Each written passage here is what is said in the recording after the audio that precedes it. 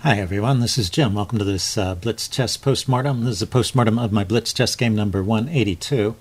I was black here. My opponent kicked off with e4, and we got into the Sicilian defense. e4, c5, knight f3, d6, all the top choices, d4, the open Sicilian, cd, knight takes, knight f6, attacking the e-pawn so that white defends it, usually with the move knight c3, and then the move g6. So g6 here, before I play it, g6 is a characteristic move of the dragon variation.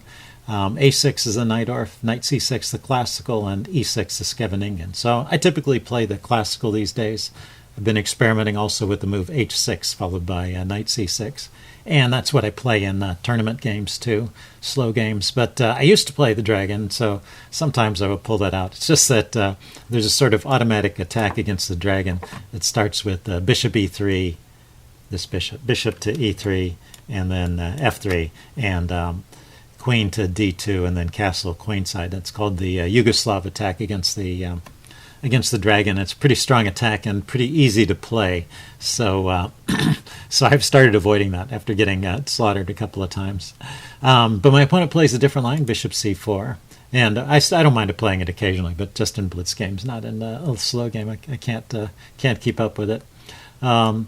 So this is an okay move. I don't mind playing this line. You see it's about even for black. I'm going to keep the chess engine turned off because I made a number of mistakes in this game, and so there's some instructive tactical quiz opportunities here. So I'll just report on what the chess engine is saying.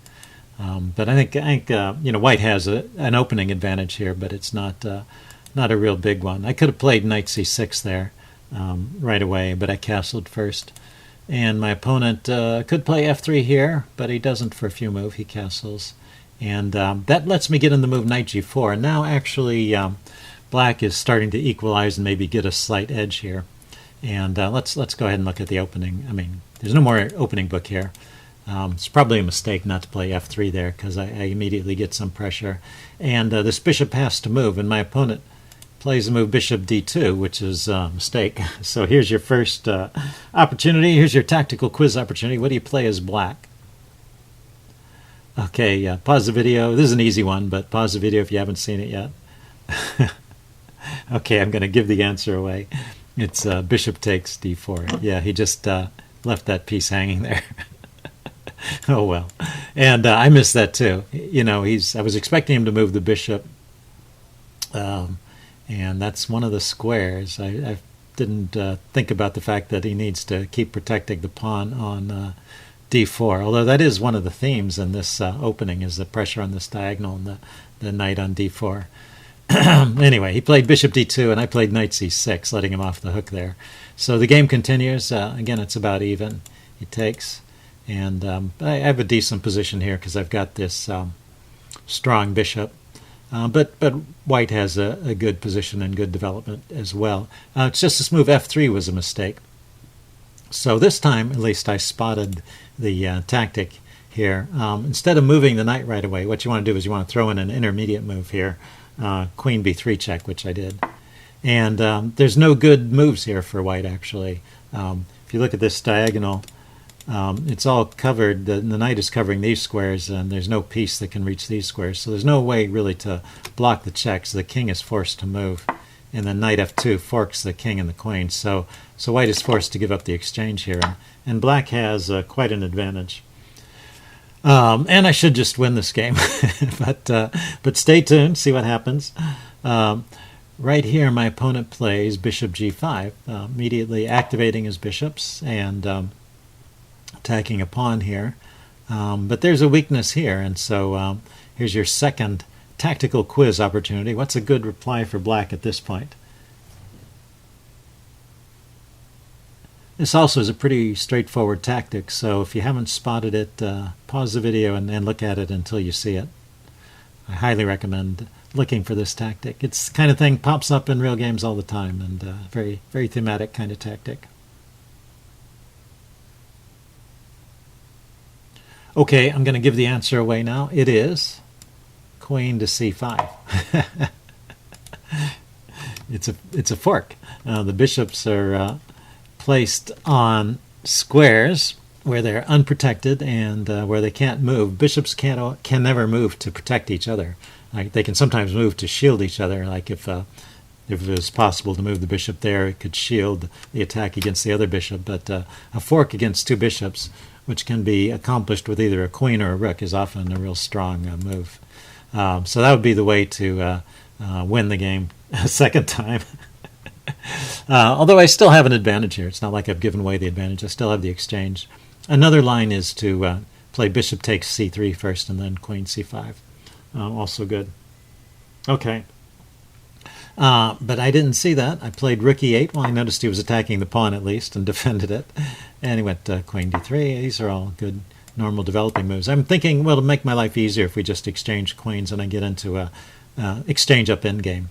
And white naturally wants to keep the queen on, so a good move. Bishop e6. Just trying to get rid of one of the bishops and make it a little easier for me to move my pawns forward. And again, white decides to keep his piece on, and it's probably a good choice. And this also comes with the threat of a bishop to b7, forking the rook and the pawn. So it's an interesting move. I play f6, attacking his bishop, and I think it was here. Yeah, okay, well, we'll go on. We'll see the same idea in a move. My opponent played bishop e3. And, at first I moved my queen to b6. So I was obviously not in the best of shape in this game. And he could have just taken my queen, of course. And he offered a take back. And so I accepted it. I don't normally ask for takebacks. But in a case like this, my opponent wants to play on. I guess I'm willing to accept a take back, swallow my pride, admit that I screwed up, and try and continue the game. And black still has an edge here, so I'm playing for a win. So queen b4, attacking the pawn, he defends. And instead of f6, that was the other point I was going to make. Instead of f6, it was a little more accurate to play queen b4 right here. Just hit the pawn and try and come, or even queen b6 here, which is possible, hitting his bishop and protecting against this bishop to b7 idea. So f6 is not such a great move because he gets to move his bishop with tempo. But it does drive my queen to a decent square on b4, so I'm still okay. Rook b1, game continues. And then f5 with the idea of just taking the knight, because it's really hanging here. Because there's a pin on this pawn.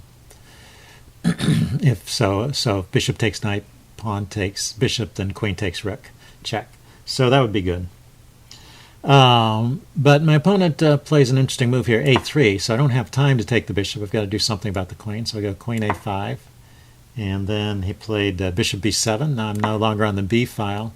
I wanted to maintain the pressure on the knight, so I had moved off the b file, and I probably could have played queen to b5 there. So I'm losing this pawn, but I am getting a rook on the b file, and he gets a pawn. So I thought this was still okay, and maybe it's even to slightly better for black. But definitely within the range where white is in the game again. After bishop takes c6, so I play the move. My rook is under attack. I move it to c8, attacking his bishop, and he plays b4 here, attacking my queen. And so here's your third tactical quiz opportunity. There's a really cool tactic here. This is a little deeper, so maybe you want to pause the video this time and think about it for a while. But once again, pretty interesting tactic and worth thinking about.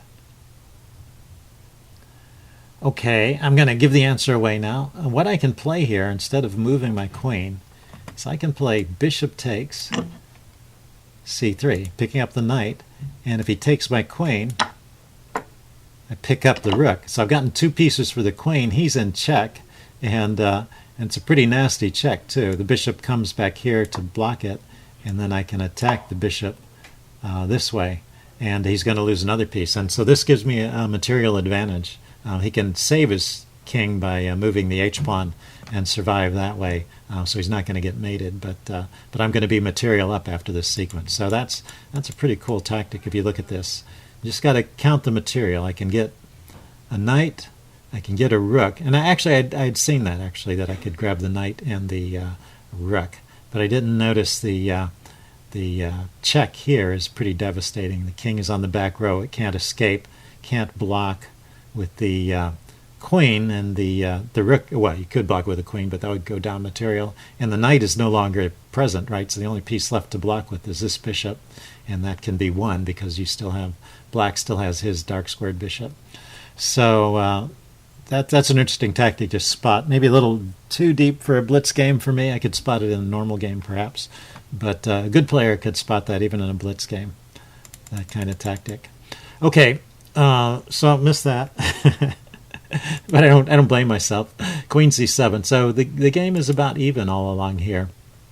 The best way for white to play at this point is actually knight d5, and this gives white a slight advantage. So this is white's first opportunity to go up a bit. This knight is too much of a menace. I would have to take it, and then white can take back with the pawn, and then he's still got, two bishops and a rook versus two rooks and a bishop, but he has a tremendous clamp on the position with this advanced pawn, and my pieces are all just very awkward and uncoordinated. And if we count the pawns, I think he's one pawn up for the exchange, and just a great position. So white is better here. He played, instead of knight d5, he played bishop to d5, and I can trade off, and I do. Knight takes. And then queen d7. And I can chase the knight away, so there's not as much of a clamp on the position with the knight as there was with the with the bishop there and the pawn. Okay, so he plays rook c1, and I go e6, chasing the knight away. He goes knight f4, rook c3. Yeah, just wanted to get my rook to a good position over here, and he pushes a4. Okay, so right now black has gotten the edge back again. He's got an advantage here, and there is a way to keep the advantage, and it's just not the way I played. It just turns out, and you'll see that later in the course of the game, that the queen is really valuable over here. And what I played was queen takes a4, and just removing the queen away from the defense of my king, and also undefending this key e6 pawn. And you'll see the game go rapidly downhill for me after that. The engine recommendation here is just e takes f4. And it thinks this is better for black, probably. Oh yeah, and then doubling up the rooks like that. That was the engine's plan. Holding on to this pawn, and I've got a lot of pressure on the c pawn, and this bishop is active. Maybe I can chase the knight away, or I still have to keep an eye on this e6 square. But anyway, it says black is good after that. So after a4, I played queen takes a4, bad move, and now he grabs on e6. And so I double rooks. This is my plan, just get a lot of pressure on c7, and then he grabs the bishop. And I recognized in time that I can't just take the knight back. If I take the knight, then this bishop check here is pretty devastating. Because, we got material equality in terms of the pieces, but white is a pawn up. So even my pieces are kind of active, but I think white is playing for a win in this position. So I can't grab the knight right away, but I can throw in this move rook takes c2. So at least I spotted some stuff in this game. And this is interesting. Rook takes c2. I was wondering if I could play this queen check here, but this does not work out. He can block the queen check with the bishop, and now I have a hanging rook, and so I'd have to take here. I guess this would come out okay. I thought maybe there was a way to save that knight. So maybe I could have played that way. I played after rook takes c2. I played rook takes, and we'll get into the same kind of position. He goes queen d1, and I'm able to grab the knight. This queen move, by the way, set up a pin on my rook and queen, and then he played bishop d4 check, and king goes back, and now bishop to e3. So he's got very active pieces, and this pawn is hanging here, so I have to be precise. I played rook a2, and it was probably better to play queen to c6, holding on to the rook, defending the d pawn, and keeping the queen out of this square. So the way I played it, rook here, I was thinking of getting a rook on the back rank and mating him or winning the queen. But it's white's turn to move. You always got to remember that. Your opponent gets to move too, and he gets this check. And now, I'm getting chased around. And the computer evaluation round here is completely even. So it thinks the fair result here is a draw, probably by repetition or perpetual check. But it's not so easy. So I play... let's see, it's white's turn here. Queen d4 check. I go king to f7. So I was trying to avoid the perpetual check and try and get the win because, if I can get my rook to the back rank, it looks pretty strong. But he can keep harassing me. And queen b7 check. And then queen d7. I thought finally I was escaping, but he keeps finding new ways to check me. Bishop g5 check. Very good. King here. All through this, again, the engine evaluation is this is still even. All the way up to this move. I'll cancel that. I'm sorry. He didn't play that. He played h3 first. I see. I played... he went queen b8 check. I went king f7. And he played h3. And to give his king some space. So now this threat of a check is no longer fatal. So I bring my rook over to c2. And still, even here, the engine evaluation is still, this is even. So 0-0 should be a draw. Queen h8. And now the only moves that draw, according to the engine, are moves like queen to e6. Holding onto this pawn, giving up the h-pawn. So I guess, we could get perpetual checks like this, perhaps, is what the engine has in mind. Or even in this position also queen to... queen to e8, it says, is a draw as well. I guess because the queen defends the g-pawn, so we can't take there, and the check here is not possible. So anyway, the engine thinks this position is even, but instead, after queen to h8, I played the move king to e6, trying to run away from the checks, and I calculated all the checks here and here, thinking I could block them and then continue to walk my king away, and I missed this check here. Very nice checkmating pattern. Once again, the queen covers all of these squares. So let's erase this arrow. Sorry. Queen covers all of these squares. So if you see, there's only two escape squares here and here, and my queen is blocking this escape square, and his pawn is blocking that escape square. So this is a very interesting mating pattern you should always keep in mind when you've got a queen that can be supported next to a king. It's one of those mating patterns that should be engraved in your brain. Okay, so that's it for this game. My opponent won, and hope you guys enjoyed that. Leave any comments you have in the section below, and I'll see you again later. Bye.